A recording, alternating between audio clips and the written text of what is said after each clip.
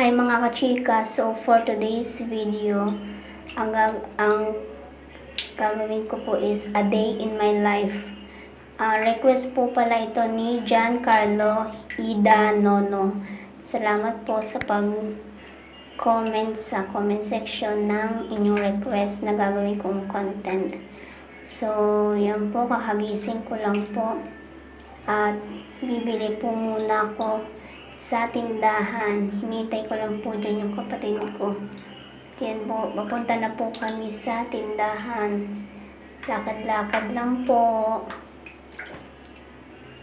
Malapit lang naman po yung mga tindahan dito sa amin, mga kachika.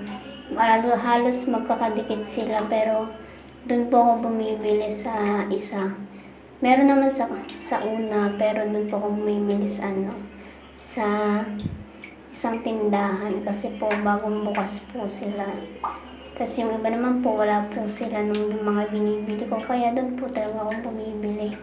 So dito po pala ako bibili ng Energen dito po sa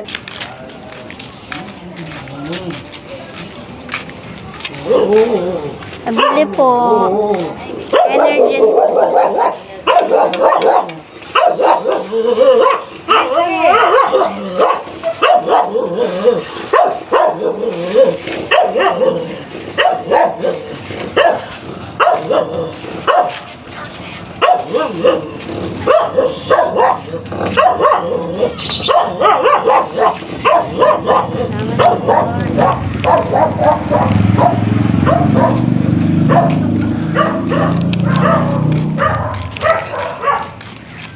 At yan nga po, pauwi na kami ng aking kapatid. Ang bili ko po pala dito sa Energen is 12 pesos na po siya. Nagmahal na nga po dati po, di ba? 8 pesos lang.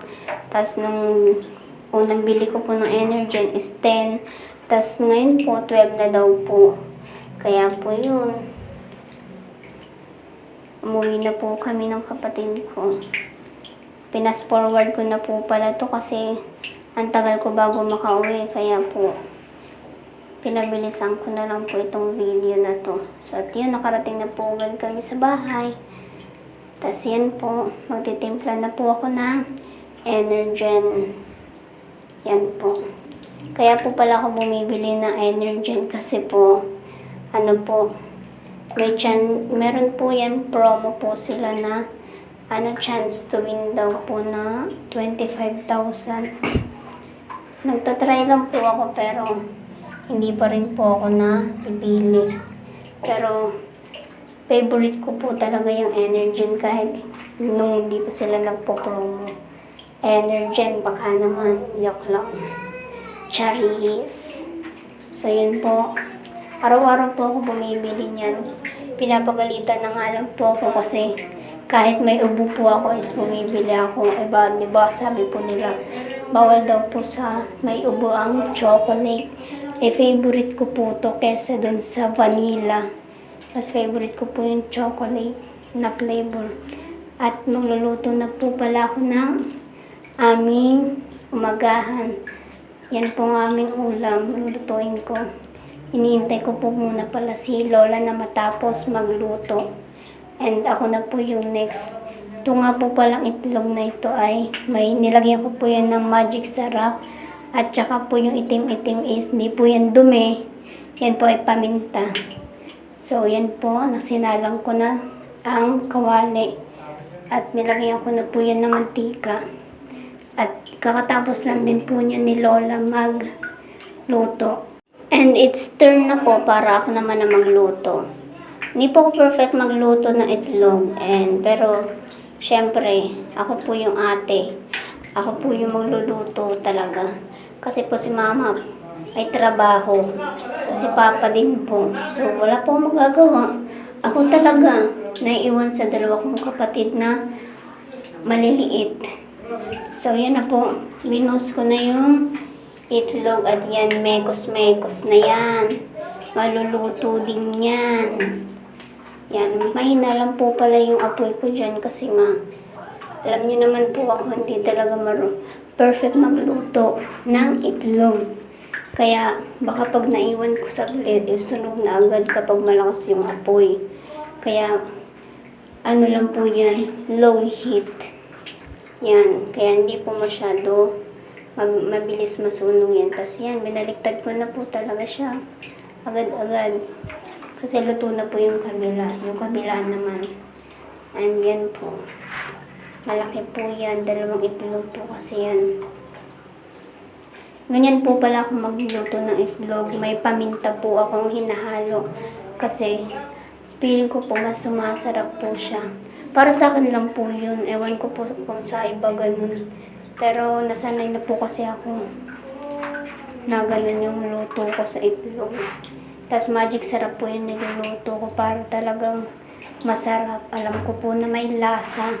Kasi po pag asin lang yung gamit ko, tas betchin, tinitikman ko pa po yung itlog na hilaw. Kung mayroon na po bang lasa o maalat po ba o ano, ewan. Basta ganun po. Kaya yan, tapos na po pala ako magluto. So yan na po, natapos ko na. I'm done. At yan na po pala yung breakfast. Yung energen ko, kalahati na lang po. Hindi na ako makapag-intay kanina, tagal maluto eh. Tapos kasabay ko po pala yung isa kong kapatid dyan. Yung isa ko pong kapatid, tulog pa ata. Kaya kami po munang dalawa. Tapos yun po, maghuhugas na po pala ako. Dahil ako po yung naka-assign tuwing umaga sa paghuhugas. Pagtapos po namin mag-almusal ay naghuhugas na po talaga agad ako. Kasi that's my assign. Sa tanghali po is yung tito ko po yung naghuhugas. Naghuhugas po siya kahit lalaki po siya. Sa mga lalaki dyan na hindi naghuhugas, hugas-hugas na din naman po, charis. Joke lang po. Nasa bahay lang po kasi yung tito ko, kaya yun po yung tinutulong-tulong niya, yung paghuhugas po. Tas yun po. Tas sa gabi naman po, yung kapatid ko naman po na sumunod sa akin, ang naka-assign sa gabi. Assign po kasi kami para wala na pong tulak-tulakan pang naghuhugas. So yun po, hugas-hugas po muna ako dito. Kunwari, bisi-bisihan, ganun. Charis. Kayo din po ba mga kachika? Nag-assign rin po ba kayo kung sino yung maghuhugas sa inyo sa umaga, sa tanghali, sa gabi, o sa mga gawain po kung nag-assign kayo? Comment nyo naman kung saan kayo naka-assign na gawain. Kung kayo po ay pang umaga, pang gabi, pang tanghali, ganun. So, hugas po muna ako mga kachika.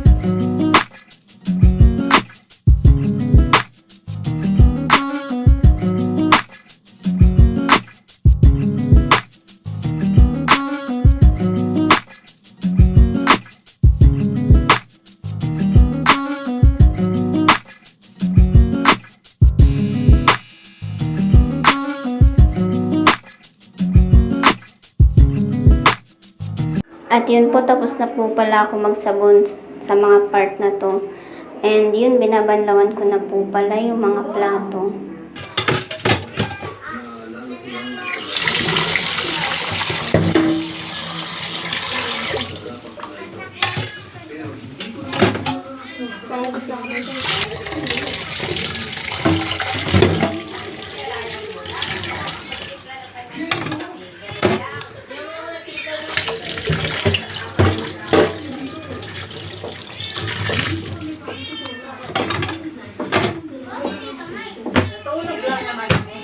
finally, I'm done sa paghuhugas.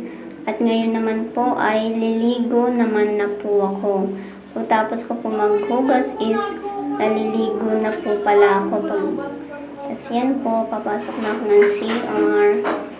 And then yan ko po nilalagay yung damit ko. And always may dala po akong plastic. And video po muna, picture habang hindi pa naliligo. And yan, sarado na po ang pinto. And yan, video ulit, ngiti-ngiti, para bago lamigin. And boom! Yan ang transition. Ang gulo-gulo pa ng buhok, wala pang suklay. Kakatapos ko lang po yan maligo and yan na po yung labahan ko. At yung plastic ko na dala kanina, naging yellow na. And yan, lalabas na po ako. Salamat po pala sa panonood, mga kachika. Thank you for watching. Bye!